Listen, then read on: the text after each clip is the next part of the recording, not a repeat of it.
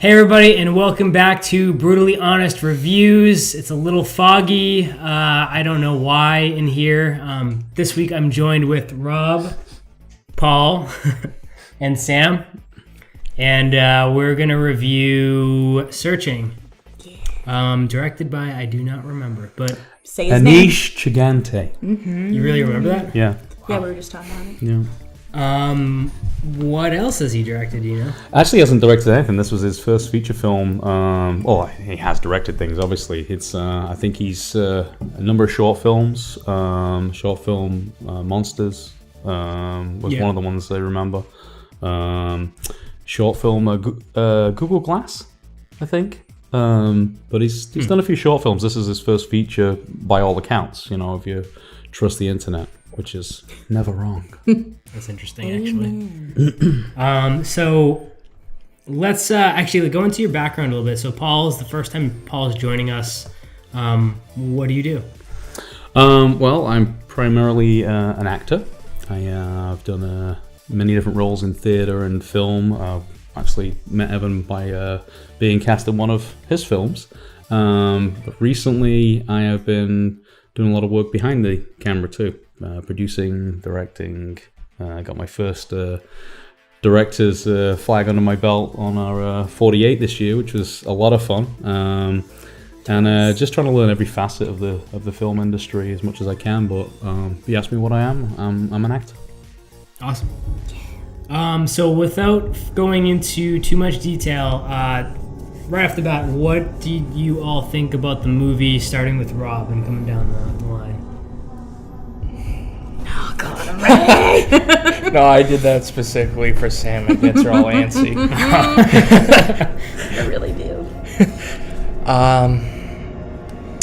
It was a bit of a slow burn for me. I didn't hate the movie. I didn't really like the movie. Towards the end, I'd probably say towards the last 20, 30 minutes, I really started to like it. But I really didn't like the way they chose to shoot it at all. Using all the phones, the CCTV, and the laptops and all that. I wasn't a big fan of the way they used to shoot it. What do you think? I completely agree with Rob. Disagree with Rob. It was. I thought it was a really great film. I actually saw it with Ellen, my wife, and I turned to her about. I want to say about 15 minutes into the film, and I'm like, "Have you noticed yet?" Because we didn't look into it before we did the movie. So have you noticed yet? And she said, "Why?" I says, "You haven't seen anyone outside of a screen, outside of a computer screen or a CCTV or anything like that." And I didn't know that going in, and I found that truly fascinating, to be honest. And I was transfixed by it because it was very unique to me, and just fell into along the lines of several other movies over the last 10-15 years that have really struck me as something that's new or that's really inspiring. And I'll certainly be paying attention to the director's films going forward. Cool. I just want to pop a spoiler real quick before I go into my review. Are you going to say it? I'm going to say it. I thought that's what Paul was going to say. I was like, did you notice I it? think I talked to you about it, and... They don't find White Castle? No, they never find White Castle. Oh, dude, I can't believe you told him that. But early on in the movie, without going into detail, it's we in the see very a picture. beginning. You can say it. Yeah, we see a picture of John Chow as the lead character, one of the leads, but really the lead character, whose daughter goes missing. And in this photo, he's standing with his daughter in front of the school that she just got enrolled in, and it's Catfish. It's home. It's wherever it is. It's home of the Catfish. So it says high school. Whatever, so-and-so high school, I forget. They covered that part. The only part that was showing was Home of the school Catfish. and then Home of the Catfish. And I'm like, love a good catfish story. I'm assuming everybody knows the show Catfish. And what being a catfish is. Yeah. And if you don't, Google it. We ain't got time to explain to you what that shit is. It's a pretty strong spoiler when you think about it, though. They did it so... it was so smart to use that photo, too. Yeah. I liked it. We're just gonna get into it. But the reason that I'm gonna take over. Go ahead. For a We'll second. come back for first. Yeah. So like in the very beginning, it's like really cute, like home movies and like photos of the family. It's mom, dad, daughter. You know, you see them as she's growing up.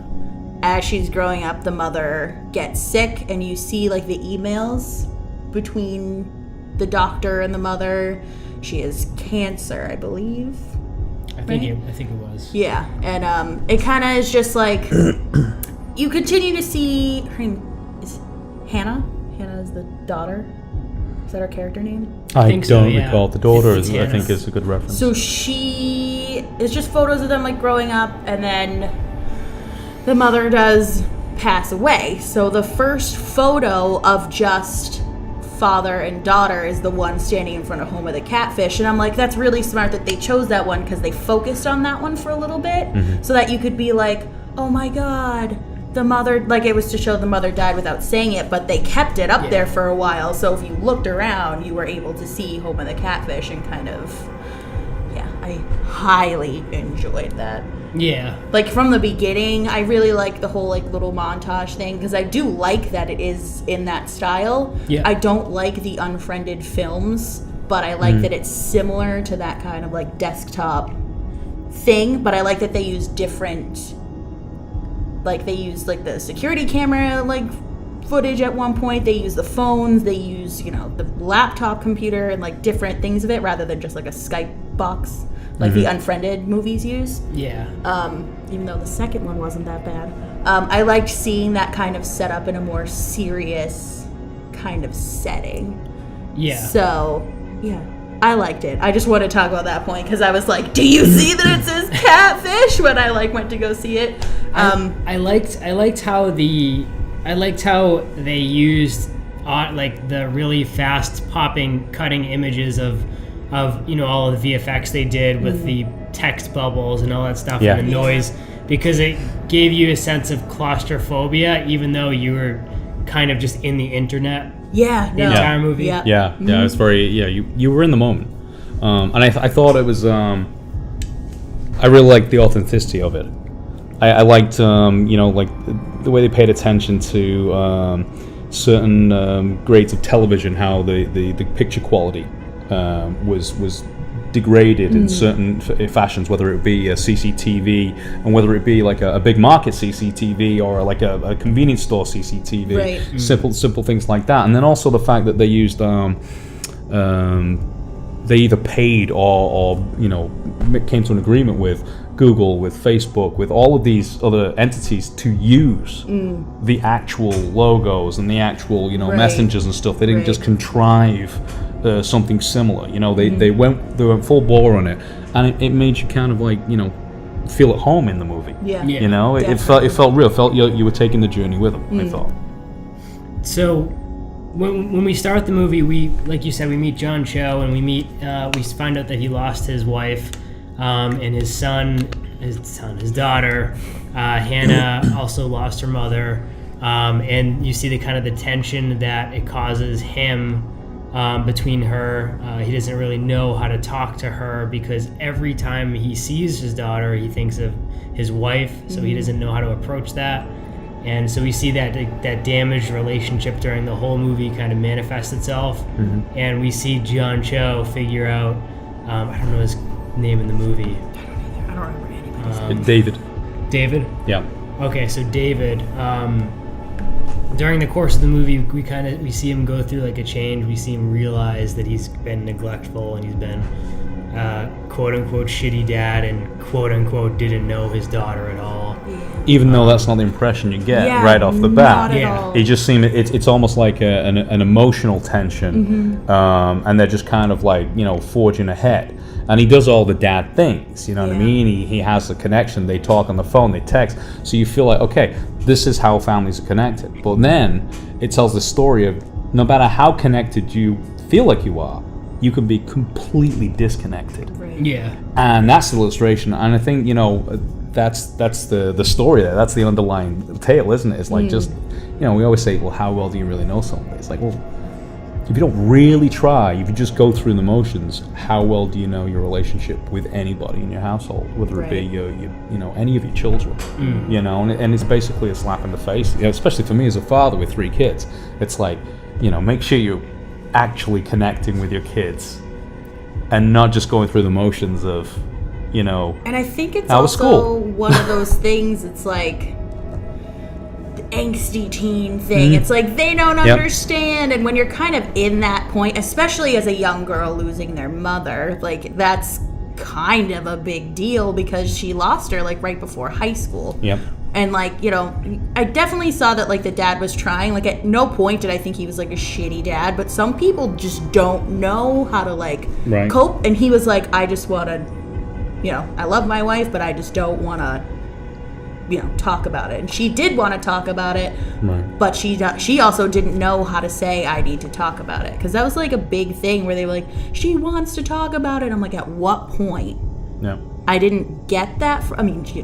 Shit happened with her kind of early, but like, even with the whole FaceTiming thing when she was at her study group, which was very shortly after the beginning, she was like, I gotta go, bye. And I'm like, oh. Like, I got the whole sense that he was trying a lot more than like the family thought he was, because even the brother was like, you're not talking to her, you're not trying. And he's like, right off the bat, you see, he's doing the dad things like, why did you take out the trash? Like, whatever, sends a picture, like, and then she's just being the whole like, I don't want to talk, I have to do stuff with my friends, bye.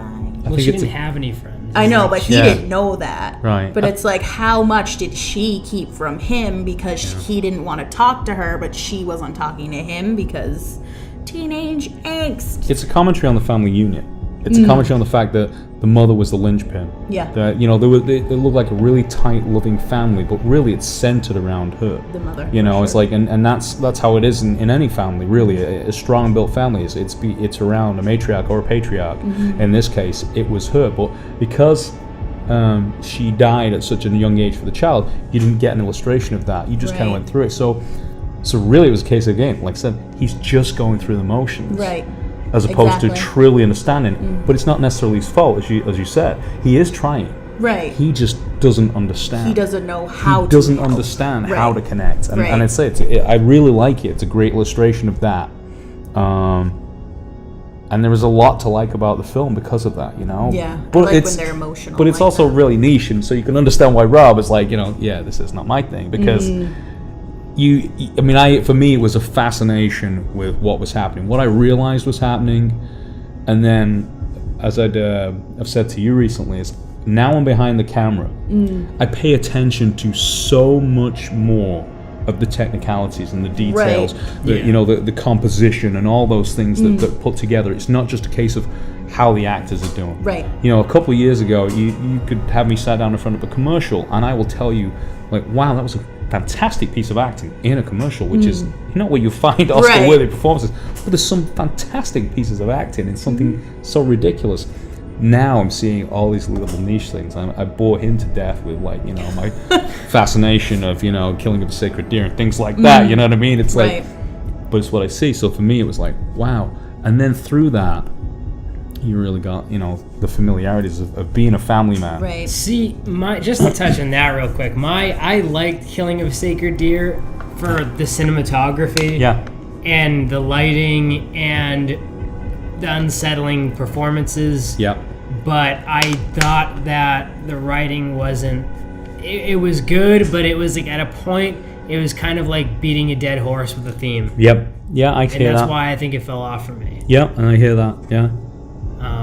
But it's like one of those things that I said to you before. One of the best films ever made, cinematography-wise, for me, which also contains some brilliant, like almost incomparable acting from people like Henry Fonda. Yeah. Is Once Upon a Time in the West. But boy, is that a long, drawn out. Notice how I didn't say boring then. Drawn out movie. With some amazingly fascinating moments and an amazing like cinematography, etc. But that's Sergio Leone. Yeah. That's who he is. Comparably, like Deer Hunter, same thing. Exactly, slow burner. Exactly, there's your slow burn right there. I love Deer Hunter. Fantastic movie. But Whoa, that's the longest cigarette I've ever seen. Apocalypse Now. Yes. But yeah, like I like this. Searching could have been really gimmicky for me. Yeah. Like, Yeah. when I saw Unfriended, like I get so annoying when watching a movie that bad in theaters that people first around one me was don't enjoy any of it. Mm-hmm. Even if they were going to enjoy part of the experience of going to the movies, I ruin it. Yeah. But when it's done well, like in Searching, like I appreciate it. Or in that's why I liked Unsane so much. It was the same thing that they shot it with an iPhone, and like the theme was constantly hammered in. There was a shot with an iPhone, and they were trying to get everything with a wide shot. And then eventually, the gimmick kind of became an afterthought, and I started appreciating the movie. Right. But that movie had other problems too, so it's not perfect. I mean, there's definitely flaws in this film. I mean, I think there's things that are forced in it. I think as you get towards the investigation and you get towards the actual search, there are many press conferences or interviews and things like that, and John Cho, who would not be there, or would not be in shot, is clearly standing, right behind the group, etc. Standing out. I mean, it was. I don't think gimmicky is the right word. It was cliche in a number of spots because of that. Peter, his brother, that was cliche. That there was something off. You know what I mean? There was something That off. was my You biggest knew it, problem but with it. That I had a problem with. deep down, you knew it was not. Yeah. Not what No, they were, yeah. trying to make you feel. Yep. So it did follow along those kind of lines, but I think they did everything else so well, I could completely, stomach it. It wasn't a problem for me at all. Having said that, I still sit here now, and I mentioned the press conference and stuff, and I look at the cop standing there, and he 6 yards behind him, looking uncomfortable and his stuff. He's like, okay, that didn't need to be there. That was a forced shot. It didn't need to be there, and that takes away from it because I enjoyed it so much. But I think that it's cliche for a reason. It's like I think, and maybe this is me trying to give it too much of a deeper meaning, but all the shots, it seemed literally cliche intentionally. It seemed like cliche cookie cutter because we see this shit every day, and this shit happens. Corrupt police. Plot twist we don't expect. I didn't see that coming, by the way. That was the best. Did not see that coming. Oh, the having it be the corrupt triple the twist. cop's Lieutenant kid or child. I was like, that was- okay, whatever. But that's one of those things that there's so many parental sort of I mean, I'm not a parent, but I obviously have parents, and then I have friends who are parents, and it's when he was freaking out because he thought that his brother was doing some weird shit, because there are families where that stuff happens, and I feel like when you're a parent, your brain goes to the worst thing that could ever happen to your kid. So I get that point. And then when she's I'm not gonna go into the end, but shit happens at the end with the detective and her son, and she's like, I was just trying to protect him, he's not like the other kids, da da da da da, and it's he almost killed somebody, and it's still that's still my kid, one of those blood's thicker than water type things. When it comes down to it, though, it's you don't know unless you're there. Yeah. You don't know unless you're there. And that's why I like the social media things that they used, because there was that bitch in her class who was oh, you were she was studying at your house, and she's like, I'm just trying to get into Berkeley or whatever the fuck she said, and then she was like, we were best friends. Right. And I'm like, there are kids who are like that. Well, that was very real. I really like that, because we see that every day. We see. I mean, how many times do we see people? I mean, well, look at Facebook. In the acting community, okay, we have lost a lot of local actors in the last couple of years. Some really great people, and yet I like to think the people that we know are straightforward and honest, and they thought, yes, I was close to this person. Yes, this person mattered to me. It really did. And some of these people, have really touched a lot of people. But you do also see people that are out there that are just kind of like, oh yeah, we were so close, we did this, and all that kind of stuff. And it's like, well, it's not. That's not real. Playing That's the sympathy card. Well, it's almost an assumed thing. Now, in the Right. film, they take that to a whole new level, but they take it to a level where we see it. We see it in the news. We see it on the internet all the time. We see it on social media posts, etc., so on and so forth. And going back to the cliche thing, I liked it. I Yeah. really did. But that one moment with the interviews, that was like forcing it, Right. On the didn't see it coming with the kid, when it went to her and they close in on her, I'm like, okay, how's this gonna work? Because like, why on Right. earth would she be bought? So I thought it was brilliant. I thought it was really brilliant the way they engineered Oh, that. yeah. That was a great piece of For storytelling. sure. Really great piece of storytelling, and boy was it a relief. Because there could have been so many ways they'd gone with that, and it would have been like, oh yeah, why did we Yeah. watch this again? You took a great film, like just turn it around. But I thought it was great. I really did. And I think every bit of it to me was believable, buyable, certainly. Believable, definitely. The conflict with the brother, the anger of the brother, and then the forgiving of the brother. Right. Like the family. These things are all there. You lose your mind when you're worried. Right. I mean, I've run around a supermarket freaking out and been so angry I want to shake my kid because they decided to go to the other end of the store randomly to look at the cheese. This stuff happens, Yeah, yeah. So, God, I can't even imagine, and hopefully we'll never have to imagine, losing my child and having to find, him or her again. You know what I mean? In this situation. So Right. knowing how far I will go and how much I will lose my mind over such a simple, ridiculous thing. Right. Like, why is he not in the backyard? Where'd they go? It's easy to understand just how crazy and how suspicious your mind can get. Absolutely. Yeah. Especially when you're getting no results, especially when you're going nowhere and not finding any answers. And then part of that was, again, what we talked about with him not knowing his daughter. Right. Yeah. A lot of that anger was probably directed at himself. Exactly. Yeah. And I thought John Chow was just fantastic. I mean, I was like great. him. He played. I like he did him a great in lot. this one. I mean, the guy's. I'm a Trekkie. Not a nutcase Trekkie, but I am a Trekkie. I love George Takei. I love Sulu, and John Cho has recreated Sulu. That's genius right there. You know. But seeing him in these things, I think he's great. I think he really is, and it was really nice to see him in this kind of role. In a very serious Yes, one. yeah. Right. Totally agree. I don't know where we are in the story, but like I'm so hung up on that detective. Yeah. She made me so angry. And like one thing that I did, going back on like the forcing thing. So I completely thought that this girl was like dead the whole time. I'm a little mad at myself that I like gave into that so quickly, because usually I'm like, no, something's not right. And then when it rained, I feel like it focused a little bit too much on the raining part. And then they were like, she's dead. She's been like down at the bottom of wherever for a couple days without food and water. And then he was like, it rained on Tuesday or whatever. And I'm like, shut up. Like that. I feel like she still would have something.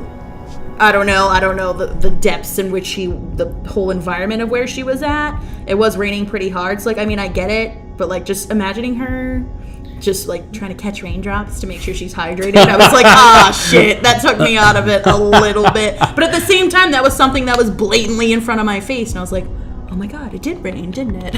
I really liked when he was trying to, in the beginning of the movie, just to jump back to the beginning, when he was trying to message his daughter, but not come off like the too Pushing. helicopter Yeah. dad. Yeah. So he kept writing whole things, deleting it. Yeah. Like And that's what I like, the whole movie. because I do that. Yeah, everybody does that. It's a very lot. real. And Yeah. I'm like, You know, how often do you want to say something and get it all out and then say, okay, now I've got it out.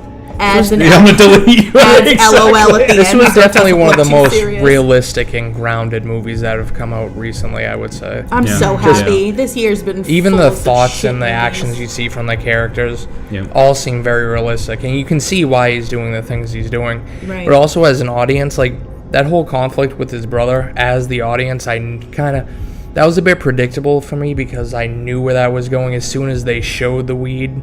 And then they had the conflict with his brother. I was like, he's just selling his daughter weed, giving her weed. I completely forgot about that, actually, because in my head, as a woman, I see, like, what the dad thought. Like, I was like, yep, he is sexually assaulting her, all of this stuff, because that is a genuine fear that we all have. And then, like, I completely forgot the weed was a thing. I was like, oh, yeah.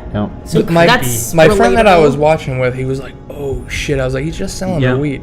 Yeah. I was the same way. Once he was like, it's for the weed, I was like, all right. Yeah, as soon as it's because everyone has that it, cool uncle. Well, as soon as it pointed towards the uncle, I turned to Ellen and said, he's just selling the weed. Yeah. But, you know, it's the same thing. Right. But at the same time, I know I can look back at, like, you see that as, at 100 films and go, totally missed it. You saw that part as an audience member, but you can also... so much in this, but I think I was just thinking so much, like my niece is like my everything. Right. Like I've been in her life since birth. So like I think in my head I was just like, what if this was her? Like I just completely forgot everything that was in front of me.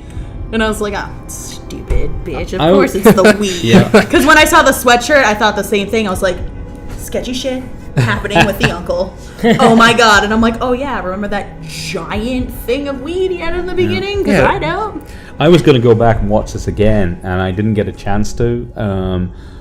But I feel sure that when I watch it again, I'm going to be, you know, very comfortable with everything they did in retrospect. Right. I'm going to be able to look through it and say, oh yeah, and I'm actually, I believe I'm going to see things that even now I know I've missed. Yeah. Which will just I want to add see it again. to that illusion and will really work. You know, they really pieced this together. They really thought about it, and I don't think they contrived anything story-wise. Right. I think it, like as I said before, it's very believable. Just as Rob was saying before, very believable.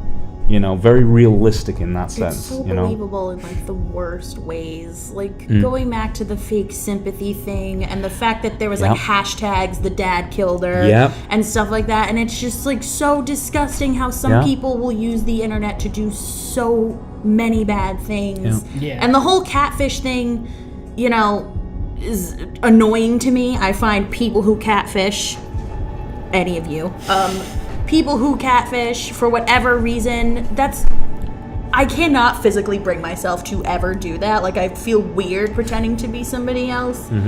And like, you know, to use the excuse like they wouldn't be friends with me if I wasn't this person. It's like, well, why would you want them to be friends with someone who isn't you anyway? I know people have been victims of that. It's same. It's really sad. And it's most of the time so obvious. So like in this, you know, seeing like the home of the catfish thing, whatever, but it's like when you're online you really don't know. And I think before like I started working on like films and stuff, if I saw anybody with like a stock photo looking headshot or something, I'd be like, that is a fake person. But like now on social media, when people get really nice headshots, they'll like make it as like their profile, and it's totally like not something I'll, you know, look twice at. I know a lot of photographers now and they'll post really well done photos, but like the girl on whatever that chat site they were doing, which reminds me of that stupid Musical.ly app, hate that fucking app, but that's what it reminded me of. And I was like, that photo is so not someone's real photo, but like kids don't know that. Yeah. And they will put trust in anybody who will talk to them at that age. I laughed when it was just an independent actor out of nowhere as a She's like, I don't know what to tell you, but like I'm an actress. Sorry. Like close to home. I feel like she wasn't like she was being whatever, because I was like, do you not hear what he's like? Like, do you not hear that he's frantic on the phone? Like, I feel like if someone called me and was, like, frantic, like, are you this person? Like, something's going... Like, he didn't tell her enough, but he was still, like, obviously shaken enough that, like, you're not Fish and Chips? I like that his name was Fish and Chips, because, like, fish, catfish, ha. Like, yeah. I probably forced that together, but... But, like, I was like, oh, Fish and Chips, because they made it a thing so that you saw catfish... And there was a lot of, like, people she talked to online, because there was that weird boy that he punched out at the movie theaters, which I hated from the beginning, with this stupid fucking hookah photo. I was like, oh, I know so many people with photos like that. I rooted for John Cho there. I was like, I was like, get him, dude. But you know what? Even then, people took that, they recorded it on their phones, and they were like, the dad's a psycho, all this shit. And it's just, like, so... I would not want to be a parent in that situation where my child is missing and all these emotions are happening, and there's all these strangers who have no idea what the fuck's going on, Right. being like, you're a monster, you're out of control, you're Well, da-da-da, yeah. and it's like, what if that was your kid? Well, I think that's one of the takeaways from the film, isn't it? I mean, it's a gentle way of saying people are capable of bad stuff. People are capable of cruelty. People are capable of taking advantage. People are capable of coattail riding or Right. bandwagon jumping, and all of these different things.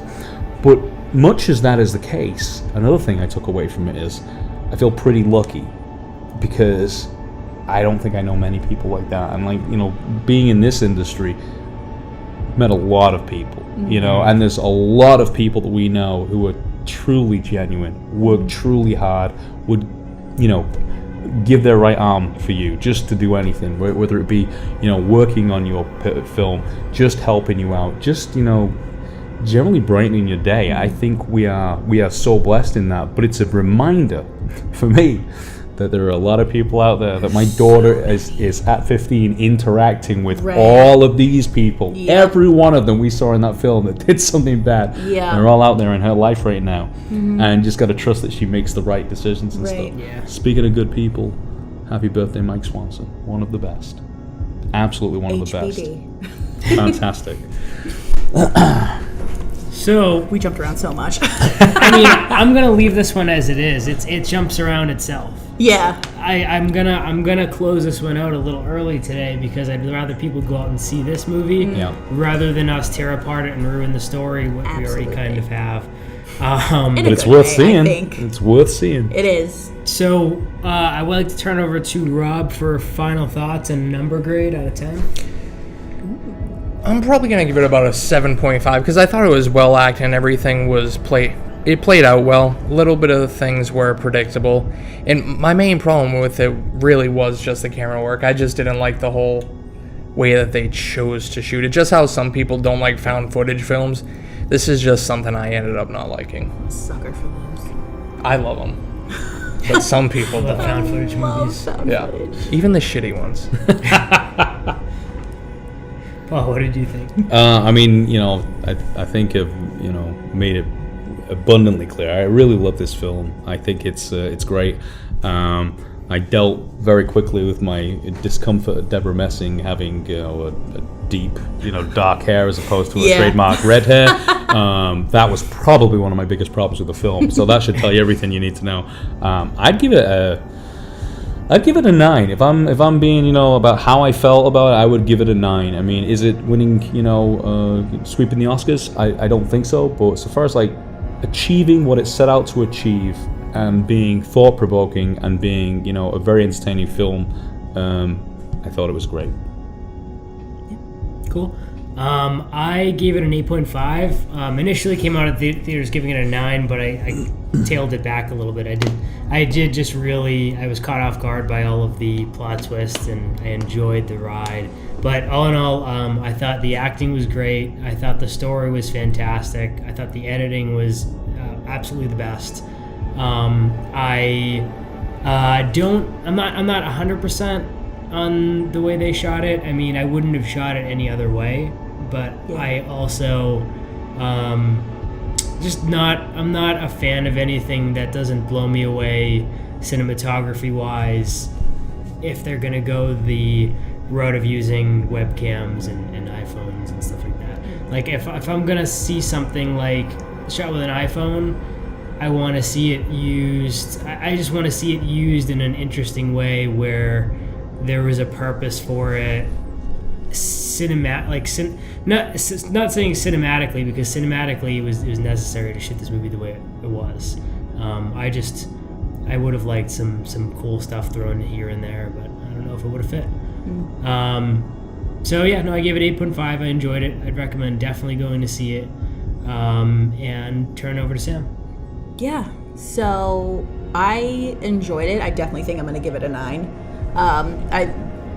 All year, I mean, besides like I enjoyed A Quiet Place and Hereditary and stuff like that, but it was just like saw so many bad movies in between those. So this was a really good one. I really liked, sorry, Rob. I really liked how this was executed, and I really like the whole desktop thing, because I feel like when online drama is happening, that's all you're looking at. You have tunnel vision to this screen and everything going on. I feel like he was super...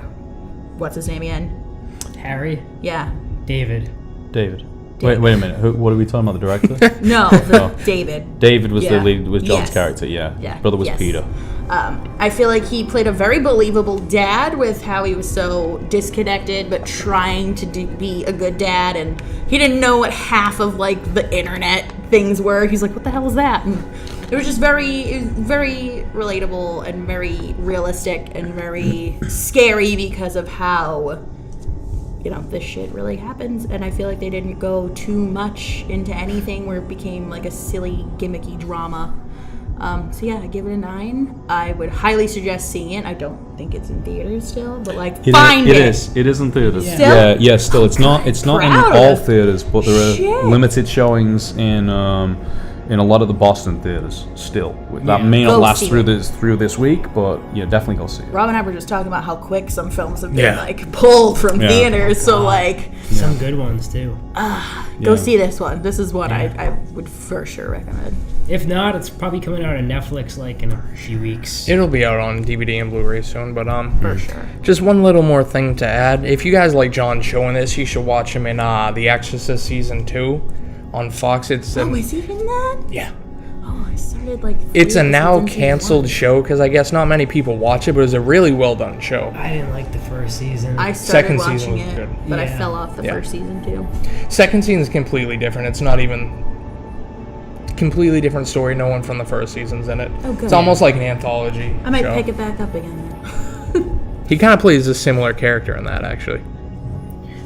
So Rob, do you got anything to plug this week? No, just rate and review the podcast as usual. Paul, you got anything to plug? Yeah, a couple of things really. We having the Meet the Author will be coming out soon. The trailer will be coming out, which is pretty spectacular. It's Short film we did. a short film that we did with starring Steve Blackwood and Marty Smith and Pam Morgan. They really great comedy, romantic comedy. And then next Friday, I will be appearing at Salem Horror Fest along with Iceland Kills, doing a question and answer session based around The Silver Scream, which is the feature film length music video of an amalgamation of a lot of their songs, and celebrating the release of their new album, The Silver Scream. Awesome. So yeah, just guys, like, share, subscribe, rate, share, follow, all the things. Brutally Honest Network, Facebook, YouTube, SoundCloud, Stitcher, wherever podcasts are found. Check out Hop Top Films. We have a bunch of shows coming out, a bunch of short films coming out. Meet the Author. Lifted is a horror science fiction feature that is in the process of being filmed, and we're having a screening for it on October 28th in Massachusetts if you are around. Other than that, keep up with our pod, keep up with our stuff. We got new stuff coming soon. Yeah. Sam. Same as always, gonna plug myself. Halloweeny time is here now that it's officially October. So if you want to see some spooky characters, you can check out Night Terror Effects on Instagram and Facebook, where I'll be doing, spooky creatures and also sharing my haunt schedule, because I am a haunt actor. So I'll share where I'll be because I'm at 2 haunts. So I'll share that on my Facebook page. Cool. Thanks, guys, for tuning in. As always, keep it brutally honest. Tune in next time. This week we have The Predator, and we have also The Nun. 2 reviews coming soon, not sure of the order. But yeah, let us know what you thought. Today I am drinking what Justin drank last week and said tasted like Pine Sol but good. Or I think he said a Christmas tree with oranges around it. Yeah, he said something. Citrus and Piney by the Hop Concept out of San Marcos, California. I have to agree, it's pretty damn good. Check it out. See you guys next week. Bye.